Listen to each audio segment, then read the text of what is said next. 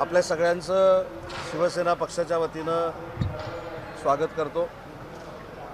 आजची पत्रकार परिषद कशासाठी आहे आपल्या सगळ्यांना माहितीच आहे। 16 आणि 17 म्हणजे उद्या आणि परवा माननीय महाराष्ट्र राज्याचे मुख्यमंत्री एकनाथ शिंदे साहेबांच्या नेतृत्वाखाली शिवसेनेचं महाअधिवेशन हे कोल्हापूर नगरीमध्ये होतं आहे। उद्या सकाळी बरोबर 10 वाजता माननीय मुख्यमंत्री कोल्हापूरमध्ये येतील। कोल्हापूरमध्ये त्यांचं आगमन होईल आणि 10:30 वाजता शिबिराला सुरुवात होईल। शिबिराचं पहिलं सेशन हे 10:30 ते 1:30 आहे आणि दुसरं 3 ते 6 आहे। 2 सत्रामध्ये होईल आणि 17 तारखेला सकाळी 10 ते 1 पुन्हा शिबिर असेल आणि संध्याकाळी 6 वाजता गांधी मैदानावर जाहीर सभा होईल। 2 दिवसाच्या शिबिरामध्ये आमचे शिवसेनेचे सगळे नेते, सर्व मंत्री, सर्व उपनेते, सर्व जिल्हा प्रमुख, उपजिल्हा प्रमुख, तालुका प्रमुख, शहर प्रमुख आणि याच्यामध्ये पुरुष, महिला आणि युवा हे सगळे पदाधिकारी त्याला उपस्थित असतील। शिवसेनेचे विविध जे सेल आहेत त्या सेलचे महाराष्ट्र स्तरावरचे पदाधिकारी, जिल्हा स्तरावरचे पदाधिकारी उपस्थित असतील आणि शिबिर हे अतिशय शिस्तबद्ध पद्धतीने या ठिकाणी होईल। मगाशी ज्याचा मी उल्लेख केला की हे शिबिर नक्की कशासाठी आहे, तर विविध राजकीय आणि सामाजिक विषयावर मुख्यमंत्र्यांच्या उपस्थितीमध्ये अनेक मान्यवर तज्ज्ञ हे आमच्या सगळ्या पदाधिकाऱ्यांशी संवाद साधतील आणि दुसऱ्या दिवशी बरोबर 12:30 वाजता माननीय मुख्यमंत्री जे शिबिर आहे त्या शिबिराला संबोधित करतील। मान्यवर कोण असणार आहेत, कोण मार्गदर्शन करणार आहेत, या सगळ्याची माहिती संध्याकाळपर्यंत माहिती अधिकाऱ्यांमार्फत आपल्याकडे पोच केली जाईल। त्याच्यामध्ये जे पार्ट आपण केलेले आहेत, पहिल्या दिवशी आम्ही कशावर चर्चा करणार आहोत, तर सकाळी 10:30 वाजल्यापासून संघटनात्मक चर्चा वंदनीय बाळासाहेबांच्या विचारानं प्रेरित होऊन एकनाथ शिंदे साहेबांच्या नेतृत्वाखाली शिवसेना काम करते, भविष्यातली संघटनात्मक बांधणी कशी असावी आणि संघटनात्मक बांधणी करण्यासाठी काय करावं यासाठी मार्गदर्शन केलं जाईल। 3 ते 6 वेळामध्ये राजकीय चर्चा होईल, राजकीय मार्गदर्शन केलं जाईल। निवडणुकांमध्ये प्रचार करण्यापासून आपली भूमिका स्थानिक पातळीपर्यंत कशा पद्धतीनं पोचवावी या संदर्भात त्याच्यामध्ये चर्चा असेल आणि सगळ्यात महत्त्वाचा जो भाग आहे, जे प्रशिक्षण आहे, ते दुसऱ्या दिवशी 10:30 वाजल्यापासून 12:30 वाजेपर्यंत आहे। ते प्रशिक्षण आहे निवडणूक व्यवस्थापन प्रशिक्षण, म्हणजे BLO असतील, आमचे गटप्रमुख असतील। मला सांगताना आनंद होतो की माननीय मुख्यमंत्र्यांच्या नेतृत्वाखाली आणि विशेषतः खासदार डॉक्टर शिंदेंच्या पुढाकारानं एक संघटनात्मक नाविन्यपूर्ण एक योजना आपण याच्यामध्ये राबवतो आहे, ती म्हणजे शिवदूत। आज महाराष्ट्रामध्ये लाखो शिवदूत हे एकनाथ शिंदे साहेबांच्या नेतृत्वाखाली काम करत आहेत। मी मगाशी ज्याचा उल्लेख केला की शिवसेनेमध्ये विविध संघटना ज्या काम करतात, उदाहरणार्थ किरण पावसकर साहेब या ठिकाणी आहेत, ते कामगार संघटनेचं नेतृत्व करतात, काही लोक शिक्षक संघटनेचं नेतृत्व करतात, काही लोक अल्पसंख्याक संघटनेचं नेतृत्व करतात। या सगळ्या घटकांना मार्गदर्शन करणारं हे शिबिर आहे आणि नक्कीच या शिबिराचा फायदा येणाऱ्या लोकसभेला आणि येणाऱ्या विधानसभेला एकनाथ शिंदे साहेबांच्या नेतृत्वाखाली आम्हाला सगळ्यांना होणार आहे। 12:30 वाजता माननीय मुख्यमंत्री महोदयांचं भाषण संपलं की जे प्रमुख नेते आहेत, मंत्री आहेत, यांच्यासमवेत आदरणीय मुख्यमंत्री महोदय, इथले खासदार असतील, यांच्यासमवेत महालक्ष्मीचं दर्शन घेणार आहेत आणि महालक्ष्मीचं दर्शन घेतल्यानंतर ते जाहीर सभेला संबोधित करायला जाणार आहेत। असा हा पूर्ण 2 दिवसाच्या शिबिराचा कार्यक्रम आहे। आपल्यासाठी देखील एक वेगळा कक्ष उभारण्यात आलेला आहे। जे शिबिराचं नियोजन आहे त्याच्यामध्ये भाषणं होतील, त्याच्यामध्ये जे काही ब्रीफिंग होईल, त्याच्यामध्ये CM साहेब ज्यांच्यावर जबाबदारी टाकतील ते तुम्हाला त्या कक्षामध्ये येऊन ब्रीफ करतील। जाहीर सभेला देखील पत्रकार बांधवांची, भगिनींची अतिशय चांगल्या पद्धतीची व्यवस्था त्या ठिकाणी बसण्याची, ऐकण्याची आणि हे सगळं करण्याची आम्ही केलेली आहे। तर माझी फक्त विनंती आपल्याला एवढीच आहे की शिबिर ज्यावेळी सुरू होईल त्यावेळी आपण तुमचे व्हिज्युअल्स आणि सगळे याला 100% मुभा आहे पण आम्ही कक्षात येऊनच पत्रकार परिषद घेऊन त्या सगळ्या गोष्टींची माहिती त्या ठिकाणी देणार आहोत। आणि म्हणून मला आपल्याला देखील विनंती करायची आहे की शिवसेनेचं हे महाअधिवेशन कोल्हापूरमध्ये होतं आहे आणि त्याची टॅगलाईन आहे यायला लागतं आहे, सगळे येतील, चांगल्या पद्धतीचा विचार कोल्हापुरातनं घेऊन जातील। कोल्हापूरमध्ये आमचं ठरलं आहे, आपलं ठरलं आहे, हे तुम्हाला सगळं माहिती आहे। त्याच्यामुळे या शिबिरामध्ये आमचंच ठरणार आहे, त्याच्यामुळं आम्हाला चिंता करण्याची काही आवश्यकता नाही। शिंदेसाहेबांच्या नेतृत्वाखाली वर्षभरामध्ये जी काही संघटनात्मक घोडदौड आम्ही केलेली आहे त्याचं प्रतिबिंब उद्याच्या 2 दिवसामध्ये कोल्हापूरमधनं अख्ख्या महाराष्ट्राला आणि देशाला दिसेल।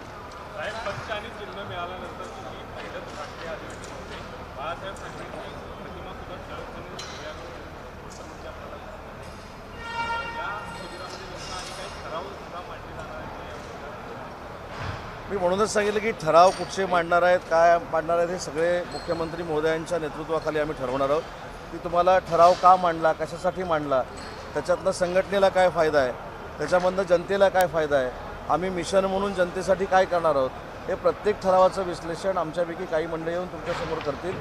परंतु एक मात्र नक्की आहे की वंदनीय बाळासाहेबांचा विचार पुढे घेऊन जात असताना कुठच्याही वंदनीय बाळासाहेबांच्या विचाराशी एकनाथ शिंदेसाहेबांनी कॉम्प्रोमाइज केलं नाही, हा आम्हाला सगळ्यांना गर्व आहे। आणि अशा नेत्याच्या नेतृत्वाखाली उद्याचं 2 दिवसाचं महाअधिवेशन आहे।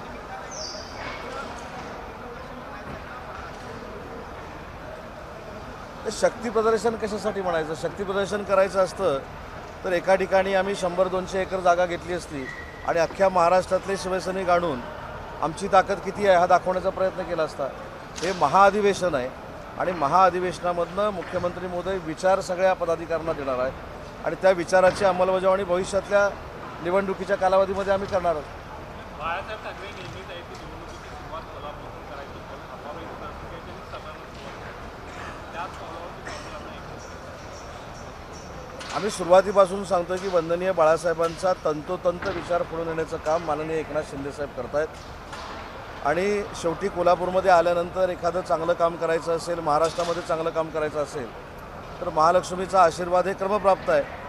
त्याच्यामुळं वंदनीय बाळासाहेब देखील आशीर्वाद घ्यायचे आणि आज त्यांच्या विचाराची शिवसेना चालवत असताना आदरणीय मुख्यमंत्री महोदय एकनाथ शिंदेसाहेब दर्शन घेत आहेत, हा योगायोग आहे आणि आम्ही वंदनीय बाळासाहेबांचाच विचार पुढे नेतो।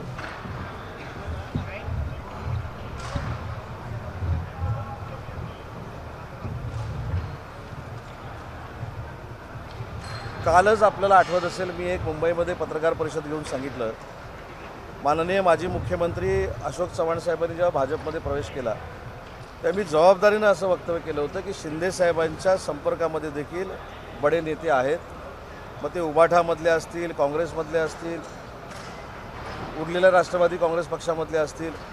परंतु मला असं वाटतं की महायुतीमध्ये येणं आता हे सांघिक काम आहे। आम्ही एका पक्षात आलं असं म्हणत नाहीत। अशोक चव्हाण साहेब जे आले ते नक्की भाजपमध्ये गेले असतील, परंतु ते महायुतीमध्ये आलेले आहेत आणि त्यांच्यामुळं आमची ताकद वाढलेली आहे। तसं बबनराव गोलप आल्यानंतर देखील शिवसेनेची ताकद नक्की वाढेल, पण त्याचबरोबर महायुतीची देखील वाढेल। आणि कोल्हापूरमध्ये ही सभा असल्यामुळं कोल्हापूरमध्ये देखील कोणाचा प्रवेश होईल, काय प्रवेश होईल हे जाहीर सभेमध्ये आपल्याला बघता येईल।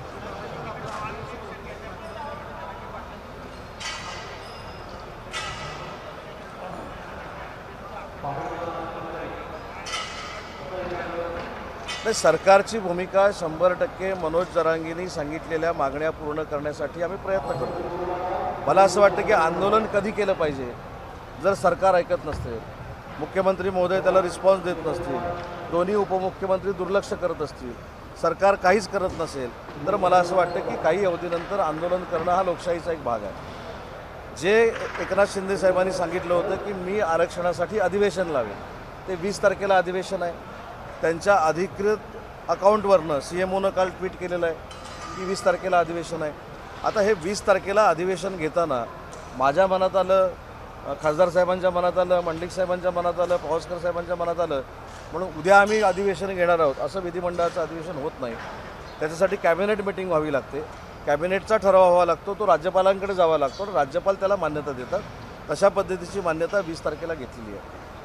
जे गुन्हे मागे घ्यायचं होतं तो देखील GR काढलेला आहे।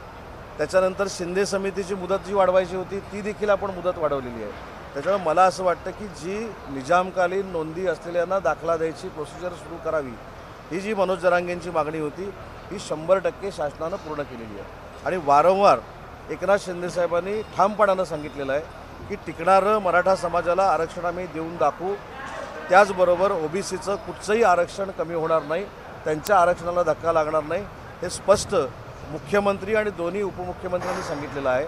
आणि म्हणून आजही मनोजजींना मला विनंती करायची आहे की स्वतःच्या प्रकृतीची काळजी घेतली पाहिजे. एवढं आंदोलन उभं करून त्यांच्यामुळंच जवळजवळ 57 ते 58 लाख या निजामकालीन नोंदी महाराष्ट्रामध्ये मिळालेल्या आहेत. आणि म्हणून माझी देखील त्यांना विनंती आहे की समंजसपणानं समजूतदारपणानं, शेवटी उपोषण केल्यानंतर चिडचिड होते, आम्ही देखील समजू शकतो. त्यांनी चिडचिडीतनं काही भावना व्यक्त केली असेल तर त्याच्यावर आम्ही कोण नाराज आहोत अशातला अजिबात भाग नाही, कारण ते एक आंदोलन करतायत आणि त्यांनी ते टोकाचं आंदोलन केलेलं होतं. त्याच्यामुळे माझी सरकारच्या माध्यमातून त्यांना विनंती आहे की त्यांनी ठीक आहे उपोषण करावं, परंतु ते साखळी उपोषण असावं, प्रकृतीला काही इजा त्यांच्या पोचणार नाही अशा पद्धतीचं उपोषण असावं. सरकार म्हणून आम्ही त्यांच्यासोबत आहोत आणि टिकणारं आरक्षण आम्ही मराठा समाजाला देणार आहोत.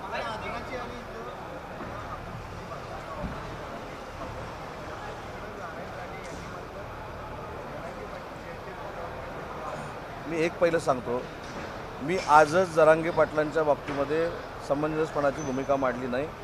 पहिल्या दिवशी ज्यावेळी जरांगे पाटलांचं उपोषण सोडायला मी आणि गिरीश भाऊ गेलो होतो तेव्हापासून आताच्या क्षणापर्यंत मनोज जरांगेंच्या बाबत ना मुख्यमंत्र्यांनी अपशब्द काढलेला आहे, ना गिरीश महाजनांनी काढलेला आहे, ना देवेंद्रजींनी काढलेला आहे.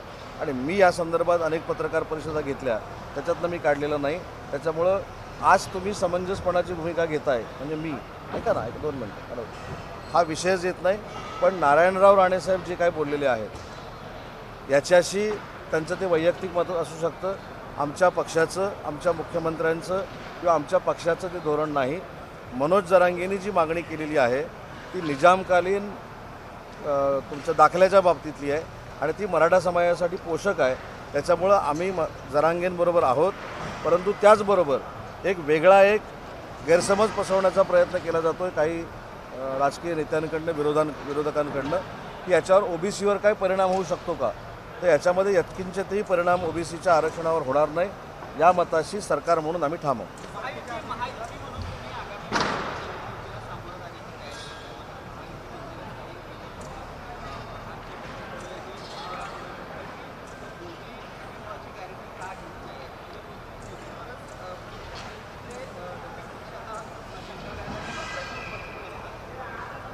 नाही, मला असं वाटतं की महायुतीतल्या घटक पक्षांना स्वतःचा विचार मांडण्याचा अधिकार आहे, कारण शेवटी लोकशाही आहे. परंतु याच्यामध्ये बच्चूभाऊंचं जे मत आहे ते स्वतः या 3 नेतेमंडळींशी ते बोलतील. आमचे देखील तिन्ही नेतेमंडळी म्हणजे शिंदेसाहेब असतील, देवेंद्रजी असतील, अजितदादा असतील, PM साहेबांशी बोलतील, अमित शहा साहेबांशी बोलतील आणि त्यातून योग्य तो निर्णय घेतील.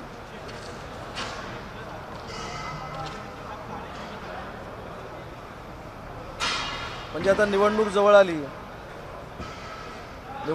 आली याची आता म्हणजे आचारसंहिता कधीही लागू शकते हे आपण आता म्हणजे ह्याच्याने सिद्ध होते ना.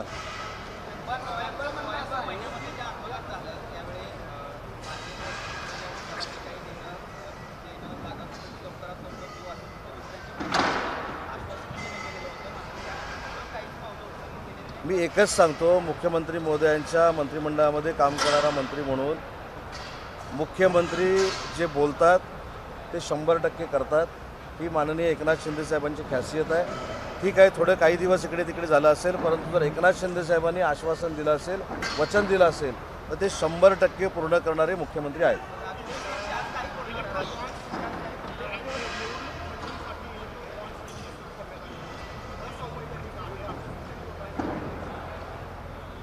नाही, पहिला राजू शेट्टींचा विषय संपवतो.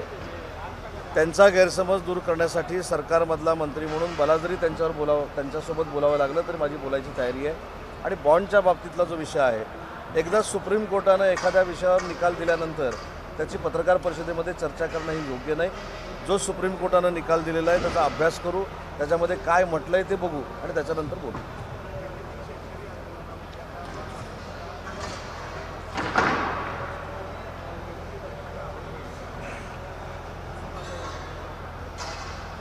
नाही मला माहिती नाही, मी माहिती घेतो कारण शेवटी कसं आहे तो फार संवेदनशील विषय आहे आणि संवेदनशील विषयावर माहिती न घेता जसं सकाळी 9:30 वाजता सुरू होतं तसं सुरू झालं तर शेवटी मी मंत्री आहे, सरकारमधला मंत्री आहे, त्याच्यामुळे मी जबाबदारीनं बोललं पाहिजे. ती माहिती मी घेतो आणि त्याच्यानंतर बोलतो.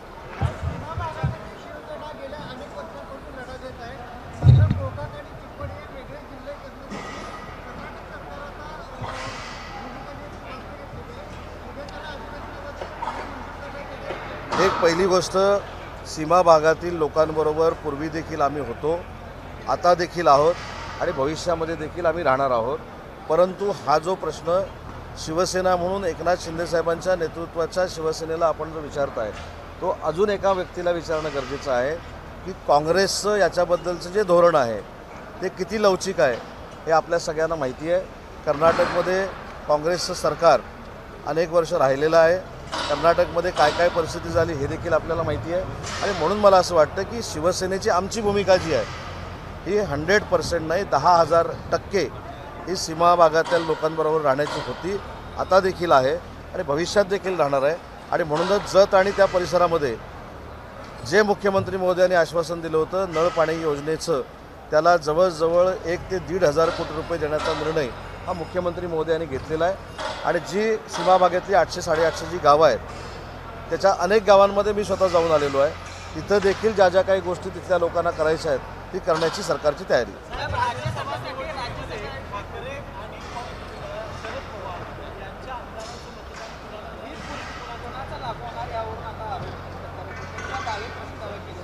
निवडणूक जर झाली तर व्हीप आमच्या बाबतीत मी सांगतोय भरत शेठ गोगावले यांचाच जारी होईल, तो सगळ्यांना बंधनकारक राहील. आणि जर निवडणूक झाली तर ते मतदान जे आहे राज्यसभेचे त्याच्यामध्ये अजून एक गंमत आहे, ते मतदान केल्यानंतर दाखवायचं आहे. त्याच्यामुळं कार्यक्रम तिथंच, पुढं जायची आवश्यकता नाही. त्याच्यामुळे जर निवडणूक झाली तर व्हीप हा भरत शेठ गोगावलेंचा शिवसेनेसाठी चालणार आहे.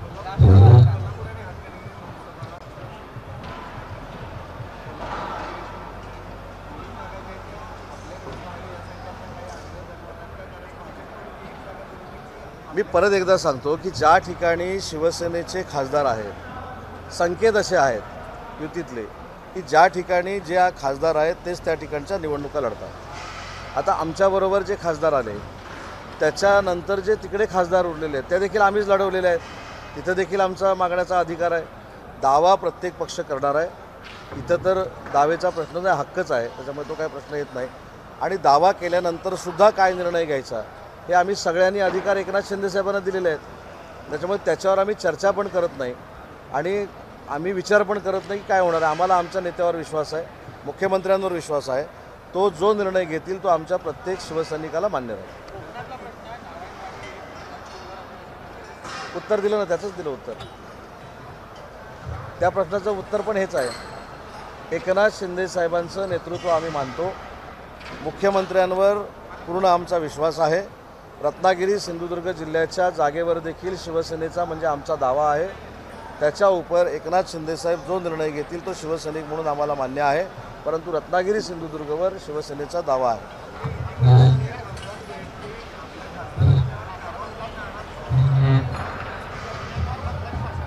त्याचं उत्तर मी देईन ना. माहिती घेतो त्यांच्याशी चर्चा करतो आणि अशा व्यासपीठावर परत तुम्हाला अशी बातमी मिळणार नाही याची देखील आम्ही तजवीज करतो. एबीपी माझा, उघडा डोळे बघा नीट.